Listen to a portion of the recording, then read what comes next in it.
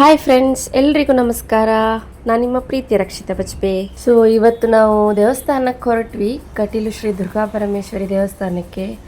ಈ ಮಳೆಗಾಲದಲ್ಲಿ ಕಟೀಲಿಗೆ ಹೋಗೋದಂದರೆ ತುಂಬ ಖುಷಿಯಾಗುತ್ತೆ. ಯಾಕಂತ ಹೇಳಿದರೆ ಆ ದೇವಸ್ಥಾನ ನದಿಯ ನಡುವೆ ಇರೋದ್ರಿಂದ ನೋಡಲಿಕ್ಕೆ ತುಂಬ ಖುಷಿಯಾಗುತ್ತೆ. ಸೊ ಎಲ್ಲ ಕಡೆ ನೀರಿದ್ದು ಸೌಂಡ್ ಇರುತ್ತೆ. ನಾವು ಅದರ ನಡುವಲ್ಲಿ ದೇವಸ್ಥಾನಕ್ಕೆ ಹೋಗಿ ಬರ್ಬೋದು.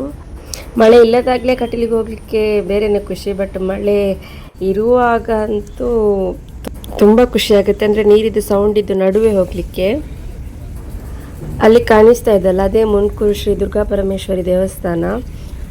ಇಲ್ಲಿಂದಲೇ ಕೈ ಮುಗಿದು ಕಟೀಲಿಗೆ ಹೋಗ್ತಾ ಇದ್ದೇವೆ. ಯಾಕಂತ ಹೇಳಿದರೆ ಕಟೀಲಲ್ಲಿ ಇವತ್ತು ತುಂಬ ರಶ್ ಇರುತ್ತೆ. ಇವತ್ತು ಫ್ರೈಡೇ, ತುಂಬ ರಶ್ ಇರುತ್ತೆ. ಮಳೆ ಬೇರೆ ಇರುತ್ತೆ. ಮಳೆ ಟೈಮಲ್ಲಂತೂ ತುಂಬ ಕ್ರೌಡ್ ಇರುತ್ತೆ. ಹೊರಗಡೆ ನಿಲ್ಲಕ್ಕೂ ಆಗೋದಿಲ್ಲ, ಜೋರು ಮಳೆ ಇರುತ್ತಲ್ಲ.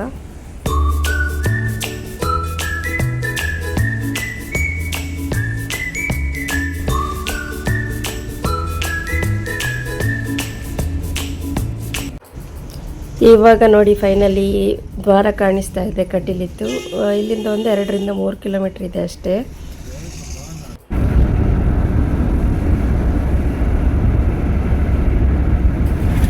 ನೋಡಿ, ಕಟೀಲ್ ದೇವಸ್ಥಾನದ ಹತ್ರ ಬಂದ್ವಿ. ಇಲ್ಲಿ ಪಾರ್ಕಿಂಗ್ ಫುಲ್ಲಾಗಿತ್ತು ದೇವಸ್ಥಾನದ ಎದುರು ಮತ್ತು ಬಸ್ ಸ್ಟ್ಯಾಂಡ್ ಹತ್ರ.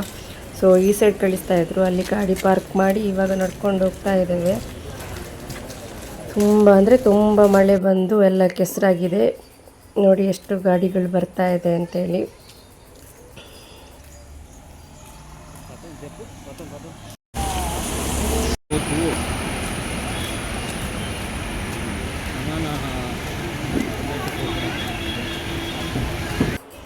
ಇವತ್ತು ಹೊರಗಡೆಯಿಂದ ಲೈನ್ ಇಲ್ಲ, ಒಳಗಡೆನೇ ಲೈನ್ ಇದೆ.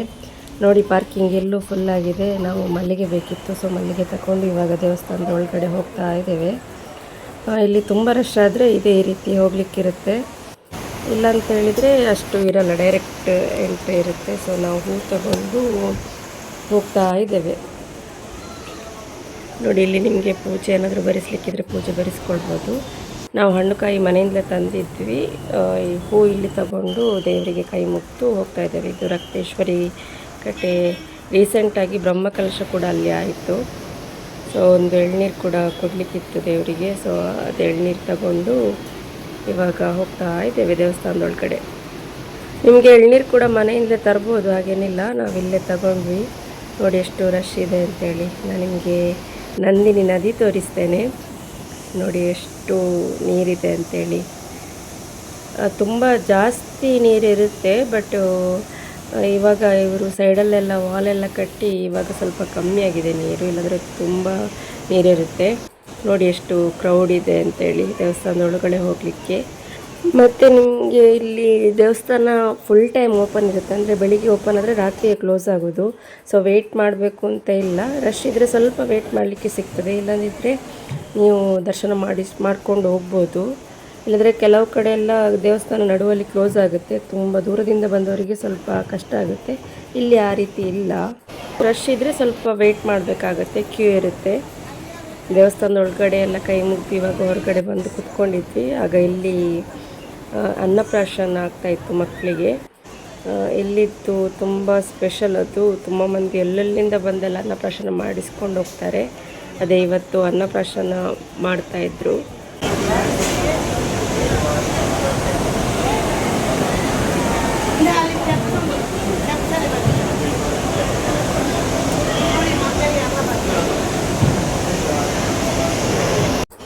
ನಾವು ಸ್ವಲ್ಪ ಹೊತ್ತು ದೇವಸ್ಥಾನದ ಅಂಗಣದಲ್ಲೇ ಕುತ್ಕೊಂಡಿದ್ವಿ, ಮತ್ತೆ ಊಟಕ್ಕೆ ಹೋಗುವ ಅಂತೇಳಿ. ಇಲ್ಲಿ ಕುತ್ಕೊಂಡಿರುವಾಗ LED ಸ್ಕ್ರೀನ್ ಕೂಡ ಹಾಕಿದ್ದಾರೆ, ದೇವ್ರದ್ದು ಲೈವ್ ಕಾಣ್ತದೆ ಇಲ್ಲಿಂದಲೇ.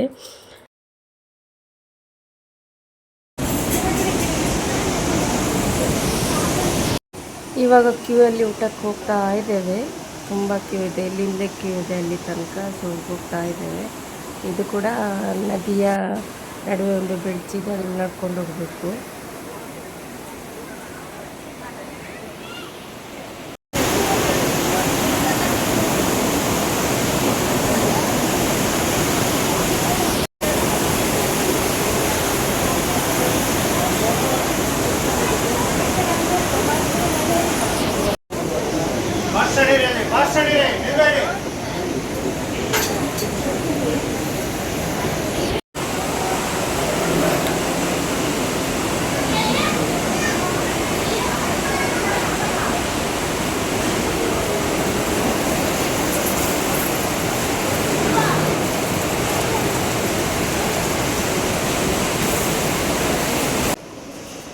ನೋಡಿ ಇವಾಗ ಊಟದ್ದು ಹಾಲಿಗೆ ಬಂದ್ವಿ.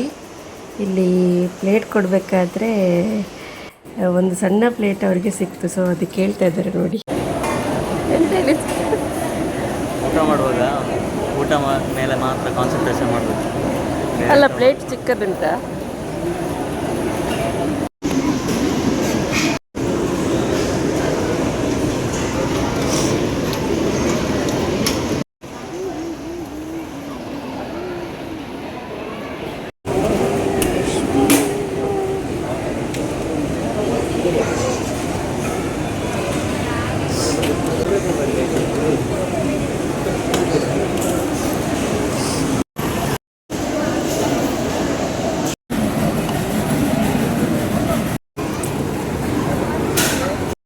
ಊಟ ಆಯಿತು. ಊಟ ಮುಗಿಸ್ಕೊಂಡು ಇವಾಗ ಆನೆ ನೋಡ್ಲಿಕ್ಕೆ ಅಂತೇಳಿ ಬಂದ್ವಿ. ಇಲ್ಲಿದ್ದು ಆನೆದ ಹೆಸರು ಮಹಾಲಕ್ಷ್ಮಿ ಅಂತೇಳಿ. ಯಾರೋ ಹೇಳ್ತಾ ಇದ್ರು ನನಗೆ, ಅಂದರೆ ಆನೆಗೆ ಹಣ ಕೊಟ್ಟರೆ ಮಾತ್ರ ಆಶೀರ್ವಾದ ಮಾಡುತ್ತೆ, ಮತ್ತು ಬೇರೆ ಏನು ಕೊಟ್ಟರೆ ಆಶೀರ್ವಾದ ಮಾಡೋದಿಲ್ಲ ಅಂತ ಹೇಳಿ. ಅದಕ್ಕೆ ನಾನು ಬಾಳೆಹಣ್ಣು ಕೊಟ್ಟು ನೋಡಿದೆ. ಬಾಳೆಹಣ್ಣು ಕೊಟ್ಟಾಗಲೂ ನನಗೆ ಆಶೀರ್ವಾದ ಮಾಡಿತ್ತು. ಖುಷಿ ಆಯಿತು ತುಂಬ.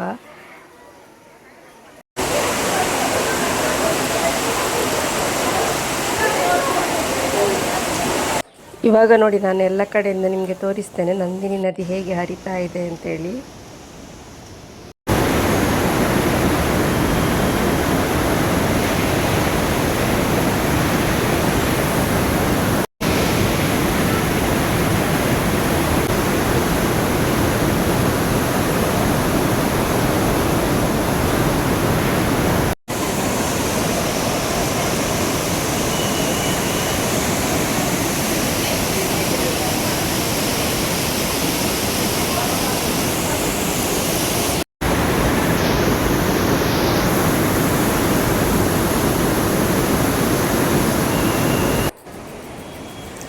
ನಮ್ಮದು ದರ್ಶನ ಕೂಡ ಒಳ್ಳೆಯದ್ರಲ್ಲೇ ಆಯಿತು. ಅದೇ ರೀತಿ ಊಟನೂ ಒಳ್ಳೆಯದ್ರಲ್ಲೇ ಆಯಿತು.